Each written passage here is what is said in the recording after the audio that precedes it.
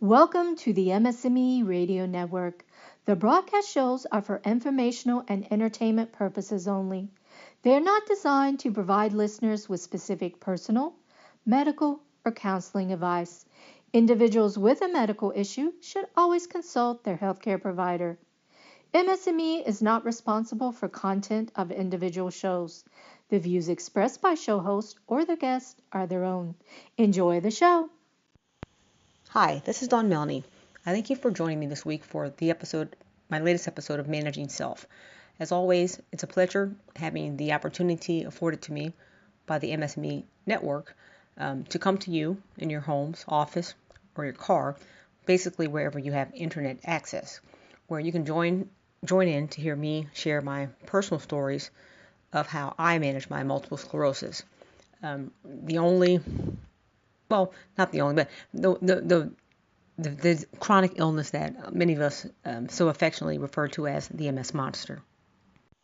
Yes, the MS monster, multiple sclerosis, MS. Basically, it has not ceased to rob me for the rob me hasn't ceased to rob me, like literally, a burglary, for the past almost 20 years. When I say rob me, I mean like rob me of joys of life. It's taken away, it's taken away so much, including my vision, my hearing, my ability to walk, without any difficulties. There's times I couldn't even pick up my foot, and I couldn't even drive because I couldn't pick my foot up to operate the accelerator pedal as well as the brake pedal. So, MS has robbed me of quite a few things like that. Like I said, almost 19 and a half years now, almost 20 years now. Dexterity of my hands has been, I don't want to say destroyed, but I'll say significantly compromised. I remember the days where I could play a keyboard, but, well, like so much, that's just a memory, a thing of the past, something that I did do. But I guess the biggest one that MS has robbed me of, I'd say, is my career. Despite the years of education and working to excel in corporate America, as I considered a supreme bean counter. That is, I was a certified public accountant at a Big Six accounting firm. I was a finance manager of a Fortune 500 company, and then a well-respected international audit consultant. But fortunately, I'm glad. I'm gonna say I'm thankful. I'm thankful to say, and I say thankful because it's Thankful Thursday, but I'm thankful that most of what wasn't permanent is, related to my MS. Thankfully, a lot of that was not permanent. But like everything about me, I'm transparent, and I will admit, although begrudgingly I'll admit that I do suffer from residual negative effects from MS complications. Some that are still overbearing at times, but at the end of the day, I said, well, isn't that life? Sometimes overbearing. Isn't that life? That was a rhetorical question, but so many of things that I come across seem to be just like that. Rhetorical. Nothing more to me. Understand, rhetorical question is one used merely to make a point. Make a point with no response expected. Not sincere, but presented only for the purpose of an argument. And it's funny, as I define rhetorical for you, the term irony seems to come to mind. Irony is the expression of one's meaning by using language that normally signifies the opposite, typically for humor or emphatic effect. Okay. Anyway, I'm sure by now you're questioning, why am I even investigating the definitions of these words? I mean, these are words probably last looked at in this much detail by any of us. Well, for most of us, I know, many decades ago, when we were in school, high school, grammar school, what have you. And I know that the proper identification, classification, and usage of these words were, at the time we were introduced to them and using them, it was probably a challenge. And a big determinant of our English grades in school. I still remember my little white softcover writing, quote unquote, Bible, Strunk and White, Elements of Style. Strunk and White, Elements of Style. I don't know if you guys remember that as well, but I do. Let's see. The Elements of Style. It was a prescriptive American English writing style guide in, you know, there were several editions, but the original one was composed by William Strunk, and it was like early 20th century. Anyway, it comprised 8 elementary rules of usage, 10 elementary principles of composition, a few matters of form, and also included a list of 49 words and expressions commonly misused, oftentimes by people when they're writing. So also included a list of often misspelled words, and so that was the original one. Like I think it was 1918. Strunk had written that one, and E.B. White made some revisions to this book in the late 50s, and thus it was born, the first edition of the so-called Strunk and White. So now you may be going, okay, am I going on a tangent? Maybe I am, but I hope not. Today, as I was driving from my optometrist, I was tuned into a satellite radio station of jazz standards, a station I haven't really listened to much, well, at least not on a regular basis in the past few years. But I said I was going to mix things up when I left the house this morning, so this was my start. Listen to some other music, not the same ones as I do every day. Anyway, when the songs began playing, the eureka moment happened. The light bulb was right there. It was illuminated over my head. I did leave out to go get the task completed before noon with less traffic, less heat, and less stress, but wow, I'm listening to this music on my way home, and I felt like relaxed, really relaxed. The music just seemed to have like a lullaby effect on me, and it kind of made sense because after I started, Googling about Frank Sinatra and reading about him, who I think the station might have been Frank Sinatra's Jazz Standards. I think his name was incorporated in the title, but so I looked up Frank Sinatra, especially because that was a song. It was also a song that he was singing that was on when I take note of what station I was listening to. But I do like some of his Christmas songs. I think they're just like classics and just really mellow, and I do like that. And some other tunes that are popular selections. And as I'm driving, I'm like, I've heard that he was a crooner. So I'm like, crooner, what is crooner? Crooner is an American epithet given primarily to male singers of jazz standards, mostly from the Great American Songbook, backed by either with a full orchestra or a big band, or piano. And I'm like, okay, I actually enjoy big band music. The instrumentation I've always been a fan of, the sounds and things like that. But the lyrics, well, like big band music, Frank Sinatra. I guess I've always had somewhat of a disconnect because I like the music, like I said, the instrumentation, but the lyrics, I heard them, but today was my first time listening to them, really listening to the words that were being sang. Frank Sinatra saying, "To dream the impossible dream, to fight the unbeatable foe, to bear with unbearable sorrow, to run where the brave dare not go, to right the unrightable wrong, to be better far than you are, to try when your arms are too weary, to reach the unreachable star." Wait a minute. These lyrics are reminiscent of those that I often hear on my on one or two of my saved program channels, broadcasting Christian music, Christian pop or Christian rock, and I'm like, well, this is jazz standards with singing these lyrics, kind of well, no doubt they're uplifting. And it's like, huh. So, I thought this was like thinking, how interesting is that? Jazz standards and the lyrics that they were playing. And like I said, I remember like I said, I was having a eureka moment because I can still recall the feeling that I had. Like I said, very relaxed at ease, listening to this music and to the lyrics. So now I'm like thinking, okay, I'm listening to music on the radio, and I'm going, okay, now I'm thinking of those commercials that we often see late night. I know my husband and I see them every night. But wait, there's more after they show a product for sale. So I'm listening to the music. I'm going, this is interesting. Jazz standards. So now I'm curious.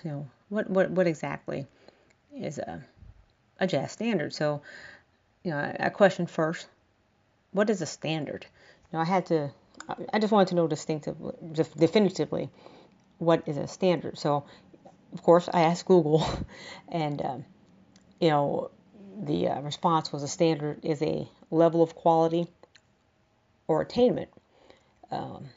Likewise, it's an idea or thing used as a measure, a norm, or model in comparative evaluation. So, okay, that makes sense.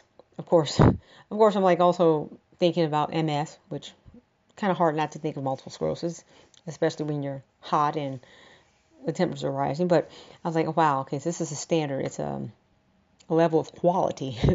Okay, all right. A norm. It's a measure. It's a norm. A standard is a norm. It's a model. And I'm like, okay, this is not anything like MS. MS is not, or MS is none of these, at least in my opinion. I say that because MS, we all know that MS is different for each and every one of us that suffers from the illness. No two examples are the exact same. So, again, I was kind of intrigued by the song Frank Sinatra as he was singing "Impossible Dream" because as I read, well, as I learn more about a jazz standard, I'm understanding that's a model. And I say MS, there's no one model for MS. However, it was interesting to me because the lyrics of this song was very relatable to me. And I'm sure it is to many of you listeners out there with MS. You can relate as well. Again, one of the lyrics, he says, to try when your arms are too weary to reach the unreachable star. Now, I know I don't have any spasms with my hands, but I have had problems with my hands. I still have problems with my hands. Not so much reaching, but grabbing and holding stuff. The tremors. I still have intention tremors where my hands will lock up and I will drop stuff. I don't care if it's hot coffee or a glass bowl. It's happened. Um, it's happened throughout the years. It still happens even today, especially when I get tired and a little fatigued. So this is why I said, the lyrics of a song is what I was relating to. You may recall, I did say that I know firsthand that managing MS can be unbearable. And I was thinking those exact words when I watched my car thermometer's reading of 98 degrees at only 11:30 a.m. today. I thought, why? Why are you even out and about in this brutal Texas heat? And then I remembered I had to get my glasses repaired. No pun intended, but there were heat stress fractures worsening every day on my left lens of my glasses. Heat stress fractures. How ironic. More importantly, I was out and about because I can. People say, why do you do what you do? I said, I do what I do because I can, when I can, if I can. So I can still drive. I think it's a blessing. Even when the weather conditions aren't ideal for a sufferer of MS, but I can still drive and, with corrective lenses and proper cooling, being cognizant of my limitations, I can drive. I can still do things that I can't do it as often or as much as I used to, but I can still do some of these things at some time. So, that's why I was out and about. But it's funny because what happened next was, I say it was surreal. And that is that Jimmy Durant, another singer, came on the station, the radio station, and it was singing. And I'm like, wait a minute, wait. I recognize the name Jimmy Durant, but I'd always thought that this was the name of some well-reclaimed gangster, like from the, I don't know, 20s, or I don't know. I thought it was like a mob gangster type icon or something like that. And I was obviously wrong, as the performance was being aired on this Jazz Standards radio station. And again, after some internet research, I learned that Jimmy Durant was an American singer, pianist, comedian, and an actor. You guys, you probably know him really quickly if you heard him talk, I imagine. But he has a distinctive kind of gravelly speech, and his a lot of his songs are jazz influenced, and he's known for a prominent nose, and actually all these characteristics help to deem him as one of America's most familiar and popular personalities of the 1920s through the 1970s. So I guess I was correct when I thought 20s gangster. I guess I could see him, and maybe because of that scratchy voice, I thought, I don't know, maybe I was so young, I just thought, oh yeah, scratchy voice. I thought gangster, I don't know. But like I said, he's a prominent personality in America's history. So not a gangster, but Jimmy Durant. His popular personality was just a singing, and singing very encouragingly and joyfully. He's saying, it's so important to make someone happy. Just make someone happy. Make just one heart to heart you sing to. Pardon me. One smile that cheers you. One face that lights when it nears you. One girl you're everything to. Fame, if you win it, comes and goes in a minute. Where's the real stuff in life to cling to? Love is the answer. Someone to love is the answer. Once you've found her, build your world around her. Song after song after song after song. So I'm going to find a way to reprogram my radio to display MS uplifting or MS inspirational channel or something like that. Because one more song that I'll mention this week, and that is was sang by Natalie Cole, and it was called Smile. The lyrics were I was like, seriously? The lyrics were, smile though your heart is aching. And by the way, I'm sure many of you have heard this, sang by various artists, but the lyrics are, smile though your heart is aching, smile even though it's breaking. When there are clouds in the sky, you'll get by if you smile through their fear and sorrow. Smile and maybe tomorrow you'll see the sun come shining through for you. Light up your face with gladness. Hide every trace of sadness. Although a tear may be ever so near, that's the time you must keep on trying. Smile. What's the use of crying? You'll find that life is still worthwhile if you just smile. Oh, that's the time you must keep on trying. Smile. What's the use of crying? You'll find that life is still worthwhile if you just smile. I was like, wow, seriously? Those are great lyrics. As I come to this week's show's conclusion, as always, I want to leave you with a task, a challenge. I ask that when each of you wake up to look in the mirror, when you're brushing your teeth, I want you to smile. Smile. I mean, give yourself a big old cheesy grin at yourself. At yourself. Okay, I'm reaching my bag of favorite inspirational quotes, and Marcus Aurelius came up. One of my favorite quotes, and I think it's so fitting for my message today. He said, "Very little is needed to make a happy life. It is all within yourself, in your way of thinking. It's all within yourself and your way of thinking. Um, that kind of, that, I don't know, that kind of, I want to say sums me up, but that's a large part of my take on things, my outlook on things like that. It's all part of your way of thinking. It's all within yourself. My happiness, I'm responsible. I'm responsible. I am responsible for my happiness. See, even though I stutter still with EMS, but I'm responsible for my happiness. I hope that I know I do. I start each day with a positive thought, and I hope that like I said, I'm challenging each of you to start each day with at least one happy, positive thought, recognizing at least one thing that you should be grateful for.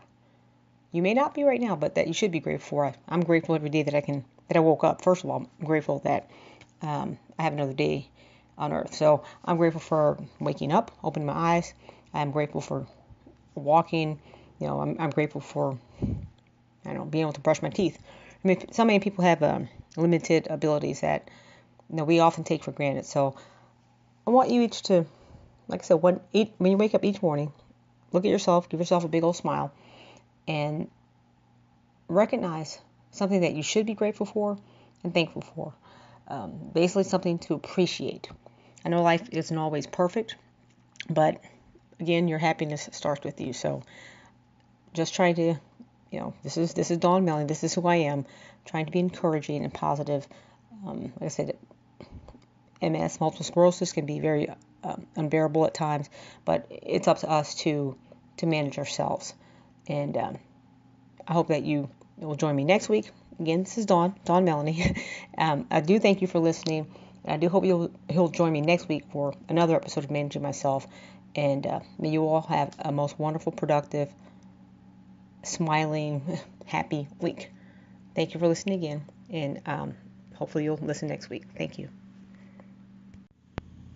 Okay, I know that I concluded the show. However, I did notice that I did have a couple of minutes to make some clarifications on some things I did get, perhaps content that I interchanged. So I do want to make it clear that in case I did, I'm sure I did at least once, but it's Frank Sinatra who sang The Impossible Dream. That's the artist that sang it that I was listening to today. And the Jimmy Durant song that I referenced earlier, he sang Make Someone Happy.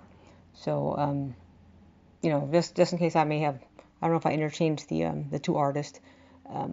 So Frank Sinatra sang The Impossible Dream, Jimmy Durant, Make Someone Happy. And I guess it's a spoiler alert, but in case you haven't figured it out yet, I challenge you guys to make a daily to get up, smile at yourself, in the mirror. Basically make yourself happy. And why I said that to look in the mirror at yourself is because that's what I do, and that, like I said, that's a spoiler alert. So I'm sure many of you probably have figured that out. I'll say it. I'm happy with me. I'm happy with who I am, and the song that Jimmy Durant sang, Makes Someone Happy. It says, one smile that cheers you, one face that lights when it nears you, one girl you're everything to. Guess what? I'm that girl. I'm the girl that I'm everything to. Like I said, happiness starts within, and it's kind of funny, but I'm that girl that I'm everything to. So it's important that I smile often, and hopefully it can be elicited naturally, unforcefully, and hopefully it will be returned upon me tenfold. Smile at someone, they'll smile back at you, 10 times more. So, that's pretty much, I just wanted to go ahead and clarify that, as far as the program, managing self, my smile, that's pretty much me. So, like I said, I hope you all can have a happy week, and, find the opportunity to smile and smile at others, your friends, your family, even your enemies. It's funny, but the hardest way to kind of confuse an enemy or confuse people is when they're trying to be hurtful to you, is to give them a most gracious, warm smile. That confuses the heck out of people. So, don't let their anger or bitterness, bring you down. So again, this is Dawn Melanie, and I do hope you have a wonderful week. Thank you again.